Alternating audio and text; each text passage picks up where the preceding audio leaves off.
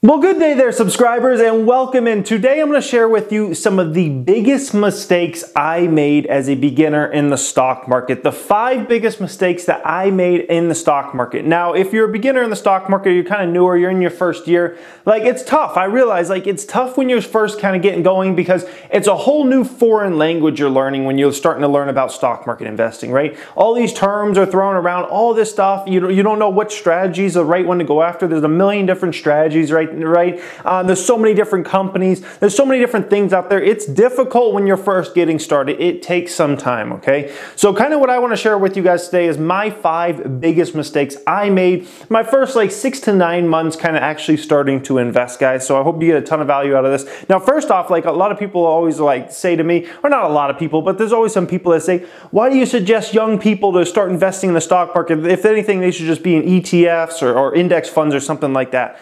Well, it's much better to get started young. One reason is because if you're young and you're getting started, you probably don't have crap for money, okay? So it's much better if you screw up and you only have $1,000 to invest, right? And you make a $300 mistake, then you wait till you're 40 years old and start when you have $100,000, let's say, and you lose $30,000. Also, stock market investing, by building your accounts up, it puts you in more of a mind that you want to, try to make more money and save more money so you can have more money flooding into those accounts. It makes almost like a goal out there. It's hard to get in that mindset for most people, including myself, without having something they're building up, right? If it wasn't for stock market investing and me investing in the stock market, I probably would have just been like the average person, just spending all of my money I get, right? Because there would have been no goal at the end of the line, right? What, just save money in a bank account and it doesn't earn anything? But by getting involved with the stock market, right, and making compounded returns and whatnot, that's very interesting to me, okay? And the last reason is the majority of people that just kind of throw it off, they just throw it off forever, okay? They're kind of oh, well, no, next year I can start in that. Or 5 years from now, 10 years, and their whole life goes by and they never did anything, right? It happens so often with people starting businesses, right? A lot of people are oh man, I really want to start this business. Oh, I really want to do this. And then they put it off for a few more months. Oh, no, I want to get to this point. And then they put it off another year, another 5 years, and then their whole life went by and they never did it, right? So that's the reason you just want to get your feet wet. If you make a mistake, hey man, it's much better to make a mistake when you got little money than you make a mistake when you got a lot of money saved away, guys. So I hope you enjoy this today. Make sure if you're new to the stock market, you click that first link in the description when this video is over. That goes into my stock market investing mastery course. That shares everything that I actually look for in a stock. It even has my private email address in there. So in case there's any questions you have in regards to that course, I can answer them right on there. So the first one is I started looking into penny stocks, okay? The first mistake out of these 5 is I started looking into penny stocks. What an absolute waste of time that was, guys. That was such a waste of time. So penny stocks, first off, I've been in the market for a decade now. Never met one person ever that has made money trading penny stocks over the long term. It's just not possible, except for a few people. I'm going to explain that here, okay? So there's a few head people that kind of actually do make money in penny stocks over the long term. First off, penny stocks are stocks that are traded, kind of in the penny area, right? The majority of them, 90+%, are basically, I would describe a lot of them as scams. I would describe a lot of them as companies that there's no underlying business there. They're just still traded out there on some of these OTC exchanges and whatnot, okay? So they just haven't been delisted and things like that. And people mess with these penny stocks all the time, okay? Never met a person in real life who made money from them over the long term. Been in the market for 10 years, guys. Met so many thousands of people in the market, never met a person. But there are some head people, okay? There are some head people that actually make money in penny stocks over the long term. How do they do this? Well, basically, they build up an audience of people, okay? They build up a massive audience of people and they get all these emails and whatnot and all these phone numbers and whatnot. And what they end up doing is these head people, they will buy into one of these little penny stocks, okay, that have, market cap in a few $100,000. Maybe they have a market cap of a few $1 million.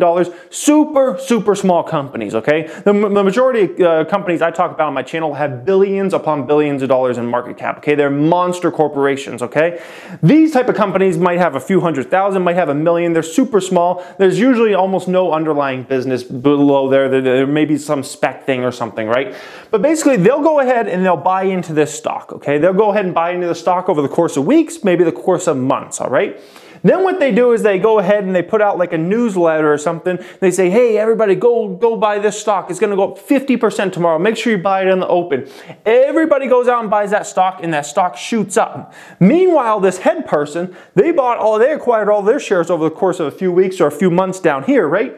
And they are the sellers. They're selling their shares off. Meanwhile, all these people are buying. And eventually, over the course of that day, it ends up dying off and the shares just start going down and down and down. And the head person looks like a genius because they keep making money from this, okay? And you say, well, why doesn't this work with, why wouldn't this work with Apple? Why wouldn't this work with Microsoft? Why wouldn't this work with Qualcomm? Those companies are too big to make something like this work, right? Because those companies have billions upon billions of dollars in market cap, right? So in order to get those stocks to move at all, you need billions upon billions of dollars to be flooding in that. You're not going to get that from an audience, right? That's why Warren Buffett, if Warren Buffett says he's the greatest investor ever, right? He's got more clout by far than everybody else put together basically in the stock market investing space, right?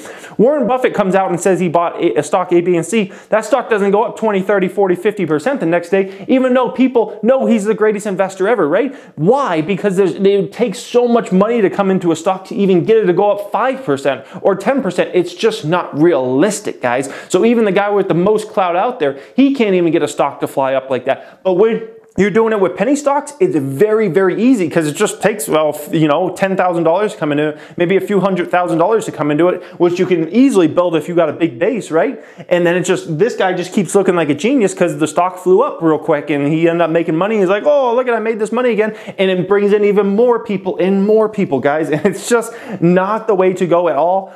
Believe me, if it was that easy, and it attracts a lot of people because a lot of people think they see a penny stock and they're like, oh man, I can buy so many shares. It's only 2 pennies right now. I could buy so many shares of this. I only have $200. I could buy so many shares and maybe it grows to be 100. Like, that's just so unrealistic, guys.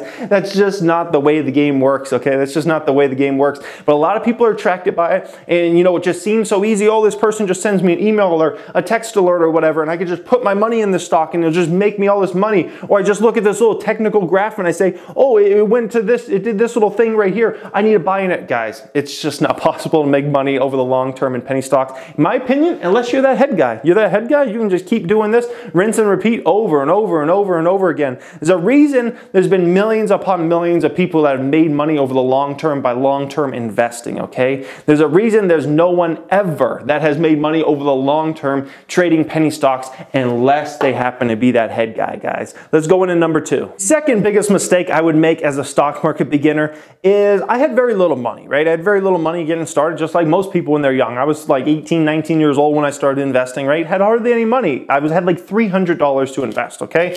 So I had this $300 and, I might be able to save another $100+ a month and kind of start funneling that into my account, but I had very little money. So the way I viewed this was that I got $300.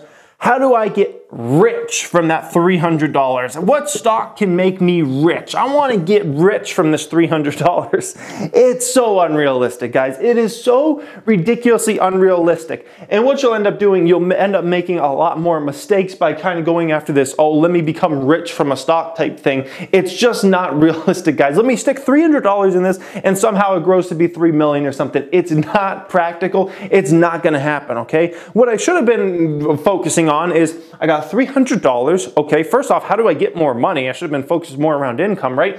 But not just that, I should have been focused on, okay, how do I turn this $300 into $320, okay? How do I turn that $300 into $320? And then how do I turn that $320 into $350? And how do I turn that $350 into $400, okay? More realistic things that are actually practical to do. Not, oh, let me buy a stock for $300 and it's gonna somehow make me rich. Like, that's just not gonna happen, guys. And that just puts you in the wrong type of mindset and sets you up for failure, because when you don't become rich from that $300 investment, all of a sudden you start doubting yourself and you're like, oh, I can't make money in this. I'm not gonna become rich. That's just not realistic, guys. You should never view the stock market as a way to get rich.